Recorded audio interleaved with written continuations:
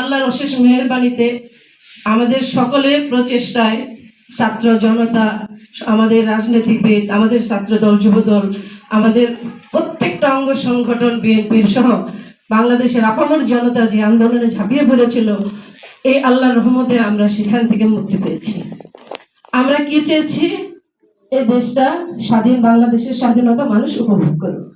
আমরা কি চেয়েছি? চেয়েছি এই বাংলাদেশের রাতের ভোট যেন দিনের ভোট রাতে না হয়। আমাদের ভোটের অধিকার চেয়েছি, আমাদের গণতান্ত্রিক অধিকার চেয়েছি। আমাদের দেশের যে ওই মির্জাফর সরকার যেগুলো ধ্বংস করে দিয়ে গেছে, তাকে আমরা পুনরুদ্ধার করতে চেয়েছি।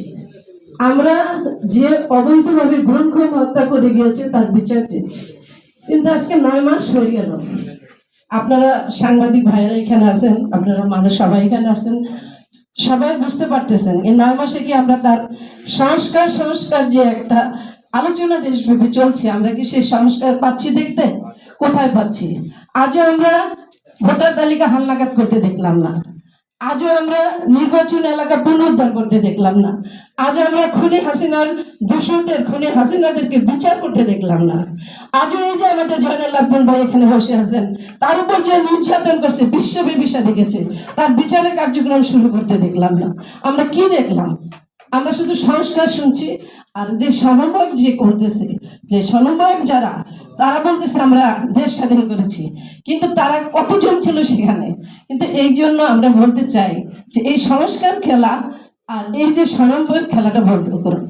আপনারা দেশের, আমরা সবাই যুদ্ধ করেছি, দেশটা আমাদের সবার, এই দেশটাকে আবার সেই স্বাধীন বাংলাদেশে মানুষের যে জন্য দেশ স্বাধীন করেছে, মুক্তিযোদ্ধার জন্য জীবন দিয়েছে, যারা এই আন্দোলনে জীবন দিয়ে এই দেশটাকে আবার আমাদের স্বাধীনতার স্বাদ দিচ্ছে, তাদের আত্মার শান্তির জন্য হলেও অন্তত পক্ষে এই সংস্কার খেলাটা বন্ধ করে দেশে নির্বাচন দেন। নির্বাচন যদি না হয়, তাহলে আমি যে কথাগুলো বললাম সে বিচারও হবে না, পুনরুদ্ধার হবে না।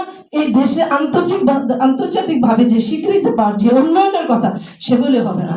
প্রত্যেকটা রাষ্ট্রকে উন্নয়ন করতে হলে সে দেশেরকে অবশ্যই একটা গণতান্ত্রিক সরকার থাকতে হবে।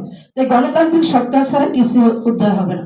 তাই আপনাদের আজকে আমার বড় ভাই এখানে জয়নাল আবদিন ভাই আছে, হাবিব ভাই আছে, আকন্দ ভাই আছে, সবাই আছেন।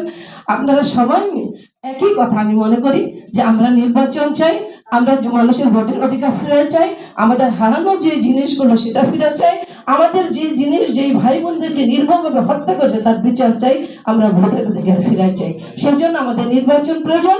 তাই নির্বাচন এই দেশের অত্যন্ত বেশি প্রয়োজন। তাই নির্বাচনের বিকল্প কিছু নাই। আসুন আমরা সবাই মিলে নির্বাচনের পক্ষে কথা বলি।